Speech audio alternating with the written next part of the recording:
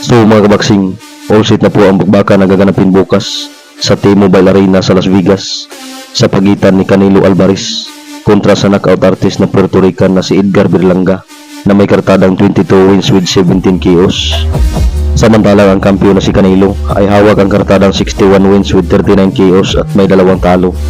Sa weigh-in na ginanap kanina ay kapapasok ang dalawa sa super middleweight kung saan tumimba ang kampiyon na si Canelo ng 166.8 libras, samantalang ang taga Puerto Rico na si Edgar Berlanga ay 167.7 libras. Samantalang sa common event bukas mga kabaksing ay mapapasabak ang former world champion na si Danny Garcia kontra sa current WBA middleweight champion at tinalo na noon ni Canelo na si Erislandy Lara. Sa kanilang weigh-in ay tumimba ang kampiyon na si Lara ng 156.8 libras, samantalang si Danny Garcia na challenger ay 156.2 libras. Samantalang sa iba pang undercard mga kabaksing ay mapapasabak din bukas ang tinalo na noon ni Canelo na si Caleb Plant kontra sa kapwa Amerikano na undefeated na si Trevor McCombie na hawak ang kartadang 28 wins with 21 KOs.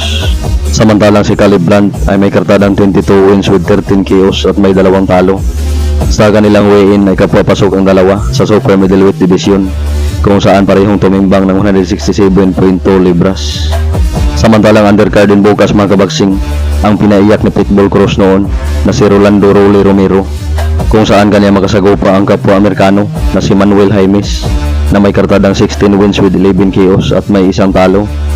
Samantalang si Rolly Romero ay hawak ang boxing record na 15 wins with 13 KOs at may 2 talo.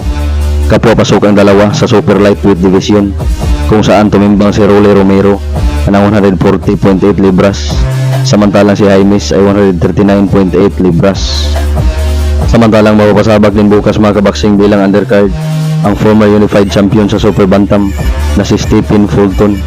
Ito ang kanyang pagbabalik mga kabaksing magmula ng talunin ni Naoya Inoue noong nakaraang taon via TKO, kung saan kanya makasagupa bukas ang Mexicano na si Carlos Castro na hawak ang kartadang 30 wins with 14 KOs at may 2 talo.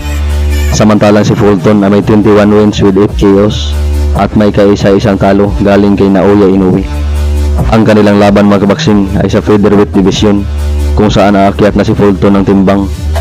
Sa naganap na weigh-in ay tumimbang si Fulton ng 126 libras, samantala ang taga Mexico na si Carlos Castro ay 125.6 libras.